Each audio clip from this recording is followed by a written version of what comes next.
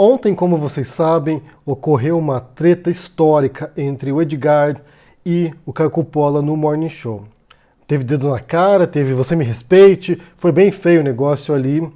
E depois, né, a repercussão foi enorme. Subiram hashtag no Twitter, foi Trend Topics no Twitter, muitos canais fizeram vídeo defendendo o Caio Coppola, atacando o Edgar. Eu devo ser um dos poucos aqui a me posicionar ao lado do Edgar, porque de fato, como disse o Edgar, o Caio Coppola é um desinformante.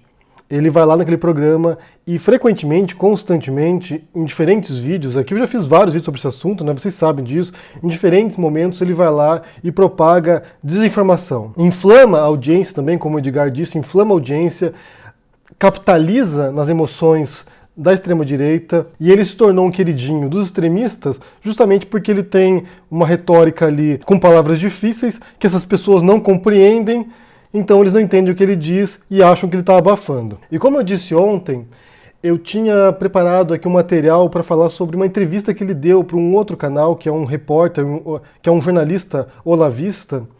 E quando eu digo que é um jornalista olavista, eu estou falando sério mesmo. Ele é realmente olavista.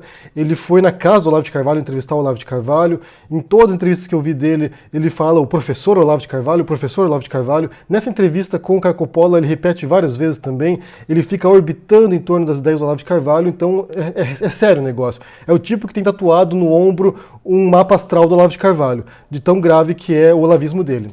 E daí ele entrevistou o Caio Coppola. E essa entrevista é bizarra. Essa entrevista é bizarra porque ali você vê claramente como o Caio Coppola não compreende daquilo que ele fala. E ele reconhece isso ao longo da entrevista. Eu vou pôr aqui o trechinho no qual ele diz aqui isso. Uma vez numa entrevista me perguntaram qual era o meu maior arrependimento. Eu falei que era ter estudado pouco, porque ele faz muita falta mesmo. Mas estudar, que você diz, é fazer um mestrado, doutorado, uma coisa assim? Também, a educação formal, mas essencialmente a leitura, né? Ele responde na pergunta, quando fizeram para ele, qual o seu maior arrependimento, e ele diz ter estudado pouco, pois faz muita falta. E isso é visível na fala dele. Como ele não compreende aquilo que ele diz, como ele não compreende aquilo que ele diz sobre a própria área dele, e isso outros advogados, como a própria idade consenso, que já veio aqui em diferentes circunstâncias mostrar isso, revelam que ele não entende muito de direito, que utiliza conceitos jurídicos de maneira equivocada, e quando ele foge desse escopo, né, quando ele foge desse ambiente dele do direito, aí é pior ainda, né? Quando ele fala da esquerda, por exemplo, dos autores de esquerda, ele demonstra uma total ignorância sobre esses autores, que ele não sabe nada. Eu imagino, gente, que eu tenha lido mais livros de autores conservadores esse ano do que o Caio Coppola leu de autores de esquerda na vida inteira dele. Ele realmente não entende. Para mim, existem três possibilidades. Ou o Caio Coppola não leu esses autores e ele fala daquilo que ele ouviu falar de segunda mão, através de Olavo de Carvalho, através de Jordan Peterson, que pelo jeito é uma das referências intelectuais dele para poder se desvincular do Olavo de Carvalho, né, porque o Olavo de Carvalho está queimado já com as besteiras intermináveis que ele fala na internet. Então ele deve ouvir de alguém falando e vai e repete como se fosse a leitura dele daquele assunto. Então é a primeira possibilidade. A segunda possibilidade é que ele leu e não entendeu. Como ele diz aqui que ele estudou pouco, né, que faz falta para ele, então talvez ele não tenha um arcabouço intelectual, conceitual, teórico para entender filosofia, para entender teoria complexa. Então ele deve ler aquilo ali e não entender. E a terceira possibilidade é ler, entender e ser mal intencionado. Então ele vai lá, entende aquilo ali e na hora de passar para o público ele vai e distorce aquilo ali para enganar as pessoas, para desinformar as pessoas. Eu imagino que seja a primeira possibilidade, que ele não leu e que ele ouviu de outras pessoas e vai lá e propaga isso de maneira equivocada, como a gente vai ver nesse vídeo aqui. A gente vai chegar nesse ponto, aguardem. Então, nessa entrevista aí que ele deu para esse jornalista olaviano, né, olavista, eles entram, na metade da entrevista, por volta de 18 minutos e 36, eles entram na questão do Gramsci, o filósofo italiano. Eu vou fazer uma breve introdução de quem foi o Gramsci aqui, para vocês entenderem, e depois a gente parte para o que eles falaram. O Gramsci era um filósofo italiano, ele foi membro do Partido Socialista Italiano, e depois, por questões de divergência programática e intelectual, ele vai lá e ajuda a fundar o Partido Comunista Italiano. E ele é preso durante a ascensão do fascismo. Quando Mussolini chega ao poder, eles vão lá e prendem os dirigentes do Partido Comunista, e o Gramsci, entre eles, vai preso também, vai para a cadeia. E ele tem uma obra imensa, uma obra vasta. A obra principal deles, que são os Cadernos do Cárcere, é uma obra monumental, são mais de 3.000 páginas, são vários livros, né, vários volumes de artigos que ele escreveu na cadeia, artigos, reflexões, ensaios. Então é uma obra monumental, não é sistemática, é uma obra complexa, mas não é sistemática, não é um tratado filosófico com começo, meio e fim. São vários artigos, vários textos desconexos, alguns inacabados. Então ele fala sobre vários assuntos, né? Ele fala sobre questão política, fala sobre questão cultural, fala sobre artistas populares, romances populares na época na Itália, fala sobre uma infinidade de assuntos diferentes. E são reflexões dele, né? Talvez seja o modo como ele manteve a sanidade na prisão. Ficou muito tempo na prisão, morreu na prisão. Talvez tenha sido o modo dele de poder realmente manter as ideias organizadas através da escrita. Então ele foi lá e produziu uma obra monumental, gigantesca.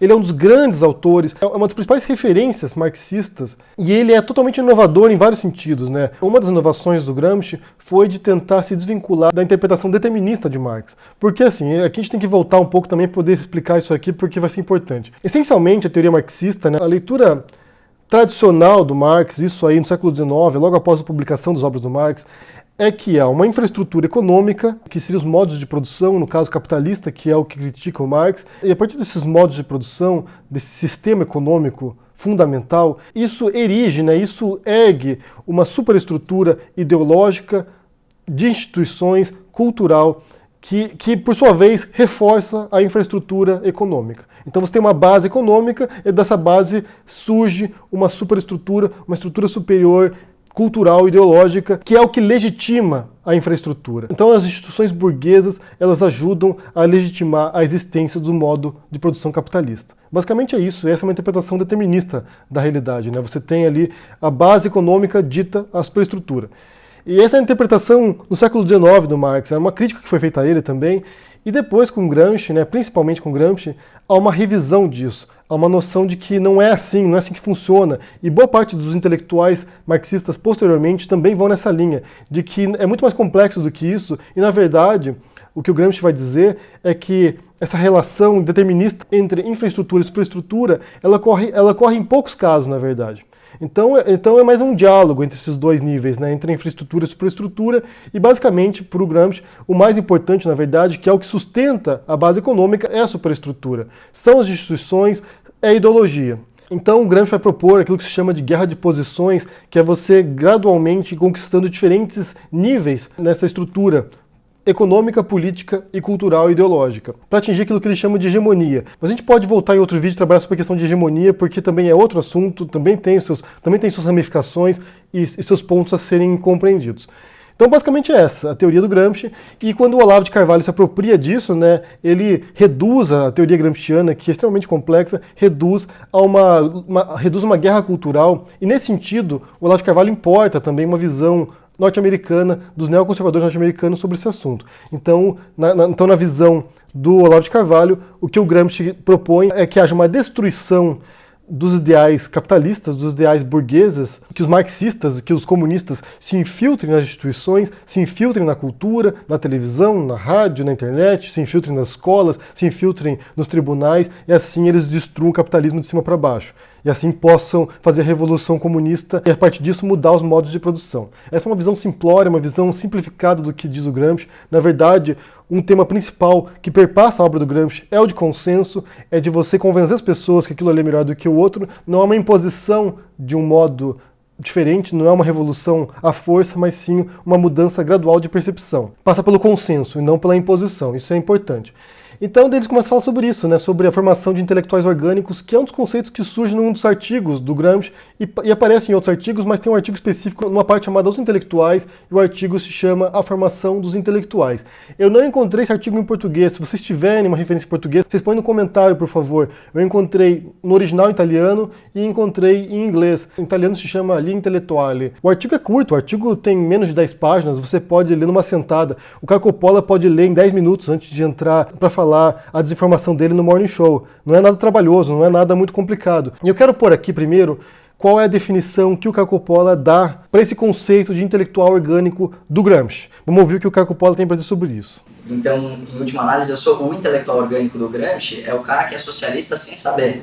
Ou ele se percebe socialista sem perceber que ele foi praticamente induzido pelo sistema e pela narrativa e entre tantos outros fatores a se comportar daquela forma. Exato. Então eu vou repetir aqui. Segundo Caio Coppola, a definição de intelectual orgânico do Gramsci. O intelectual orgânico do Gramsci é o cara que é socialista sem saber. Ou ele se percebe socialista sem perceber que ele foi praticamente induzido pelo sistema, pela narrativa, entre tantos outros fatores, a se comportar daquela forma. Essa é uma definição completamente equivocada, completamente desinformativa, completamente errada. Ela é o oposto do que diz o Gramsci. Ela é completamente equivocada. Isso aqui talvez estivesse mais próximo do que se chama de ideologia, de uma instância de ideias e de conceitos que são reproduzidas de maneira inconscientemente na população, nos cidadãos, do que aquilo que o Gramsci entende como intelectual orgânico. Eu vou dar a definição do que o Gramsci diz aqui, nesse artigo que eu mencionei. Então aqui, olha, o que o Gramsci diz. Cada grupo social, nascendo no terreno originário de uma função essencial no mundo da produção econômica, cria para si, ao mesmo tempo, de um modo orgânico, uma ou mais camadas de intelectuais que lhe dão homogeneidade e consciência da própria função, não apenas no campo econômico, mas também no social e político. O empresariado capitalista cria consigo o técnico da indústria, o cientista da economia política, o organizador de uma nova cultura, de um novo direito. Essa é a definição do Gramsci. É muito diferente, mas é muito diferente do que aquilo que o Caio Coppola entende. E essa definição que o Caio Coppola defende, ela é possivelmente uma deturpação da deturpação que o Olavo de Carvalho já faz. O Olavo de Carvalho já deturpa a noção de intelectual orgânico do Gramsci, e aqui você tem o Caio Coppola deturpando mais uma vez a deturpação do Olavo de Carvalho. Então aqui, vamos explicar o que isso quer dizer, né? Segundo o Gramsci, intelectual não é apenas quem trabalha com intelecto, não é apenas quem trabalha com filosofia, trabalha com ambiente acadêmico, universitário. Ele expande a interpretação de intelectual e ele diz o seguinte aqui, e aqui eu estou citando o artigo do Gramsci: todos os homens são intelectuais. Portanto, alguém poderia dizer, mas nem todos os homens na sociedade têm a função de intelectuais. Então, para o Gramsci, não há uma distinção entre um homem intelectual e um não intelectual, porque todos nós pensamos, e todos nós, mesmo nos trabalhos mais mecânicos que existem, precisamos utilizar nosso intelecto para realizar aquela função, desempenhar aquele ato. Então não há uma distinção para o Gramsci entre intelectual e não intelectual. A diferença que ele faz é uma distinção entre dois tipos de intelectuais. Um deles que ele chama de intelectuais tradicionais, que é aquilo que a gente entende como intelectual via de regra, né, que são professores universitários, que são jornalistas, que são teóricos, que são uma casta à parte, né, um extrato social à parte de intelectuais que refletem sobre a sociedade e eles pensam estar à parte da sociedade. Então eles podem olhar de fora como se fossem semideuses olhando o mundo, né, afastados, e se relacionam com a tradição de intelectuais. Eles não se relacionam com a sociedade, eles se relacionam com outros intelectuais. E depois disso ele pensa nessa outra divisão, que são os intelectuais orgânicos, que são pessoas que surgem de sua classe social e atuam sobre ela. Então ele pensa, por exemplo, o diretor de uma empresa. O diretor de uma empresa, para o Gramsci, é um intelectual orgânico, é um tipo de intelectual orgânico. E para o Gramsci é importante, para a classe trabalhadora, começar também a desenvolver seus intelectuais orgânicos, para que esses intelectuais orgânicos possam gradualmente, ocupando cargos, ocupando espaço na sociedade e aos poucos transformando também a sociedade. Porque para o Gramsci as ideias, né, o intelecto, a ideologia como tal, tem uma enorme influência social. Então você não pode esperar uma mudança social, política e econômica se não houver essa penetração, essa inserção de intelectuais orgânicos também, e não apenas intelectuais tradicionais, mas intelectuais orgânicos também, nesse sistema a modo de transformá-lo. Eu quero citar aqui um exemplo daquilo que se entende para o Gramsci, né, de intelectual tradicional. É o caso do Machado de Assis, por exemplo. Machado de Assis era pobre, ele teve uma baixa escolaridade e ele ascendeu socialmente, conseguiu se projetar como um grande romancista, um grande intelectual. E quando você lê a literatura do Machado de Assis, você não vê isso na obra dele. Você vê alguém que compactua com as elites da época dele. Tem até uma citação do teórico literário, o Harold Bloom, dizendo que se você lê os livros do Machado de Assis, você jamais vai imaginar ali que tem um autor negro, porque em nenhum momento você vê preocupações da classe pobre nos livros do Machado de Assis. Você vê preocupação realmente de uma aristocracia e de uma classe de funcionários públicos, uma classe média alta daquela época na obra do Machado. Então Machado de Assis não é um intelectual orgânico. Ele não representa as preocupações e os interesses da classe dos pobres daquela época no Brasil. Ele representa os interesses de uma elite intelectual da qual ele faz parte. da qual ele passa a fazer parte, melhor ainda. E o próprio Marx também se encaixaria nessa definição, porque o Marx não era da classe trabalhadora, não era proletariado, e ele passa a produzir uma obra observando a sociedade, visando entender a classe proletariada e contribuir para uma transformação social. O Marx também não era um intelectual orgânico. O intelectual orgânico seria, por exemplo, o Lula. O Lula seria um intelectual orgânico da classe trabalhadora. É alguém que era metalúrgico, que sobe como líder sindical e aos poucos vai, em sua luta de inserção na política, representando os interesses da classe de onde ele surgiu. Mas não apenas o Lula. Você pode pensar, por exemplo, o Meirelles. O Meirelles também é um intelectual orgânico. É alguém que pertence a uma elite e que representa o interesse dos banqueiros, representa o interesse de uma classe que domina o Brasil. Então a compreensão do Caio Coppola do que é o conceito do Gramsci, que segundo ele é a principal coisa na teoria do Gramsci, e não é, na verdade, né, é um aspecto importante, mas não é o principal na obra do Gramsci, é totalmente equivocada. E quando ele vai lá e dá uma entrevista revelando a sua ignorância completa sobre esse conceito, você vê como ele é um agente de desinformação, porque ele ataca a esquerda, de certo modo, no Morning Show, nas entrevistas que ele dá, no Pânico, quando ele participa, a partir de uma incompreensão dos conceitos, de uma incompreensão daquilo que ele diz. Ele não leu esses autores, ele não sabe o que eles falam. E uma coisa que é interessante é que ele tenta o tempo todo mostrar como a direita é plural, é complexa, tem diferentes posições, isso é fato também, isso é evidente, nem todo mundo à direita é igual.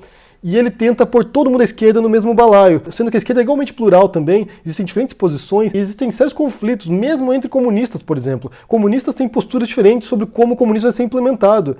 Portanto, ele quer resumir toda a esquerda num pacote amorfo, que ele não compreende, porque ele não leu a obra desses autores, e ele é incapaz de reconhecer que também a esquerda é muito plural, existem diferentes posições, existe uma esquerda reformista, existe uma esquerda revolucionária, existe uma esquerda identitária, existe todo tipo de esquerda possível e imaginável. Então, assim, ele tem uma visão simplificada, simplória, e que eu atribuo à ignorância, eu atribuo à falta de estudo, como ele disse. Ele não estudou, então ele não sabe. E justamente por isso ele continua sendo um agente de desinformação, porque ele quer se passar como alguém que sabe, sendo que não sabe.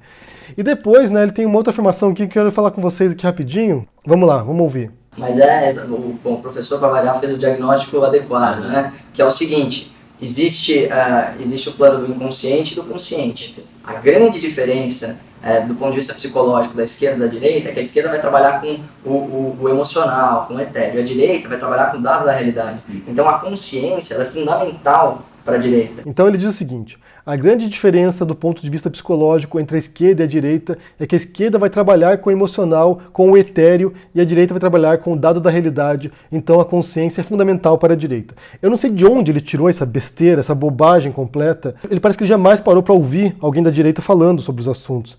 Você veja, a Pepsi Cola está usando células de fetos abortados, né,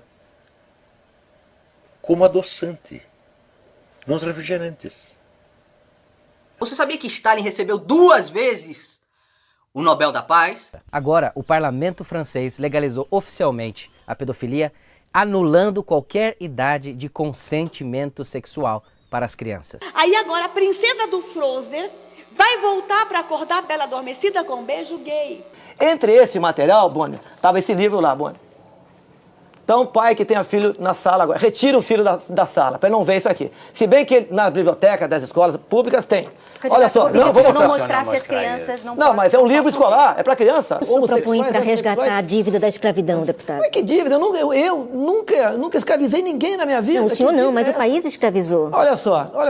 Se for ver a história realmente, o português nem pisava na África, eram os próprios negros que entregavam os escravos no... Não, pisava, pelo amor de Deus. Não, o fator determinante para a criminalidade é índole pessoal, ainda é livre-arbítrio. Se vocês fizerem uma pesquisa rápida na internet, vocês verão que a destruição que, por exemplo, a masturbação causa no intelecto.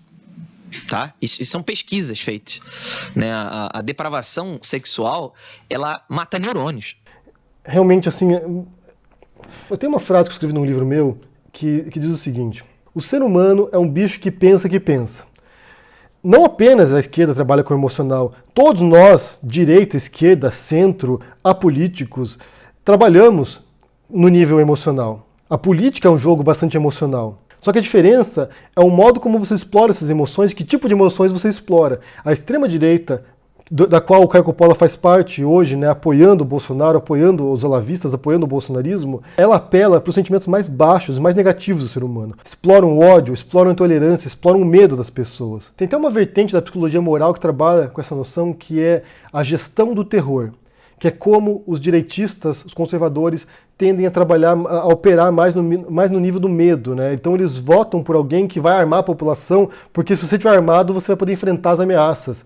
Os terroristas. Então tem vários medos que são explorados pela direita para chegarem ao poder, porque é um sentimento paralisante. Quando você tem o medo dos comunistas, por exemplo, invasão comunista, você fica paralisado, então os militares têm que dar um golpe militar mesmo para acabar com os comunistas. É um apelo ao irracional mesmo. Isso também é feito, de certo modo, na esquerda. Basta te pensar na campanha que elegeu o Lula, por exemplo, né? Que tinha o slogan de que a esperança venceu o medo. Ou se você pensar na campanha do Obama, que tinha lá o slogan do Obama, que era Hope, né? Yes, we can. Sim, nós podemos. Então você pode explorar as emoções no sentido positivo, de esperança, de construção, de unificação, ou explorar no sentido negativo, de medo, de intolerância, um espírito tribal, de divisão. Talvez a diferença seja justamente essa. De um lado você tem a extrema-direita explorando esses sentimentos negativos e pesados, e de ódio e de supressão do diferente, e do outro lado você tem a exploração de sentimentos um pouco mais altruístas e de melhoria. Mas querer dividir entre o privilégio da razão entre os direitistas e o privilégio da emoção entre os esquerdistas, isso é uma bobagem incomensurável.